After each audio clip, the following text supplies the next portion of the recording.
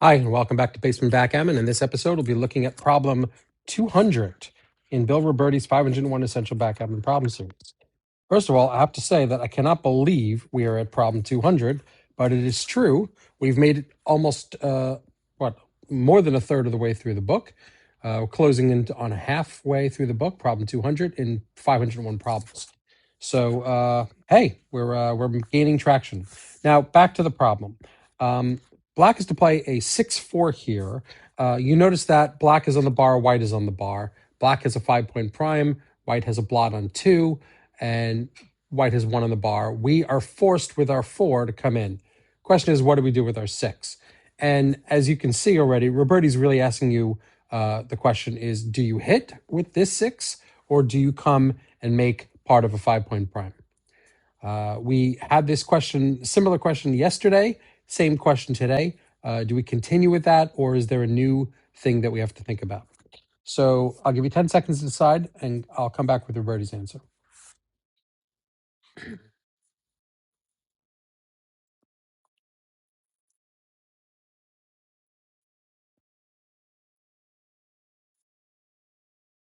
All right. So Robertie's answer is obviously you have to come off the bar, bar 21, and Robertie's answer is to hit, even though we have nothing to cover. Now, why hit versus make the 5-point prime, which we did yesterday? I think it was yesterday. Yes, it is. Why are we changing that? Let's read what Robertie has to say. Don't carry the idea of balance in a blitz to an extreme. The slightly cautious play was right in the previous examples because black couldn't hit. But if hitting is possible, it's so strong that it trumps all defensive ideas. Here, black has to reject bar 21 and then 14-8 and just put 2 men up with bar 21 and 8-2 hit. So what Robertie's basically saying here, and the fact that we already have a 5 prime inside makes this a lot easier. I'm just going to leave this here. This was the forced play.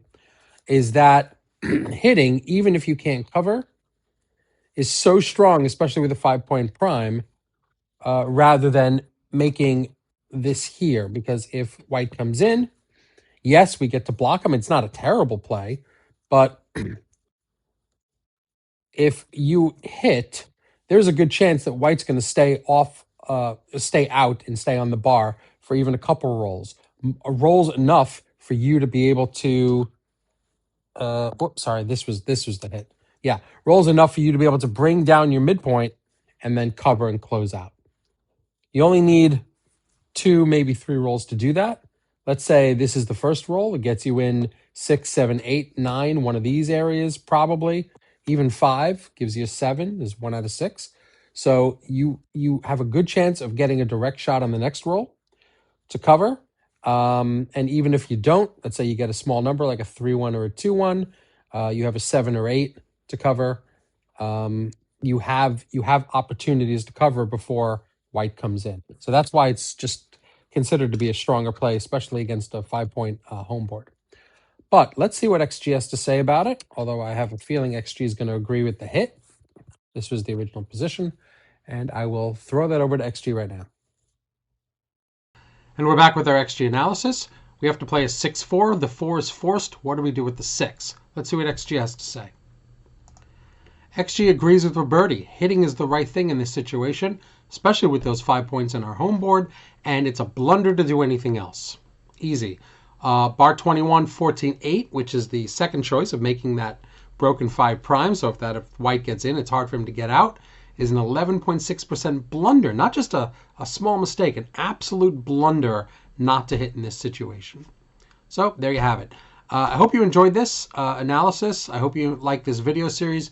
Please like the video. Please subscribe to the series. That's really important. We're doing better in our subscription rates, but we want to get up to 1,000 because please remember, I'm giving away a Chrysloid, a free Chrysloid board, brand new, at 1,000 subscribers to one of you lucky subscribers. So you have to be in it to win it. And that's it. We're going to do one a day to the end of the series. This was 200.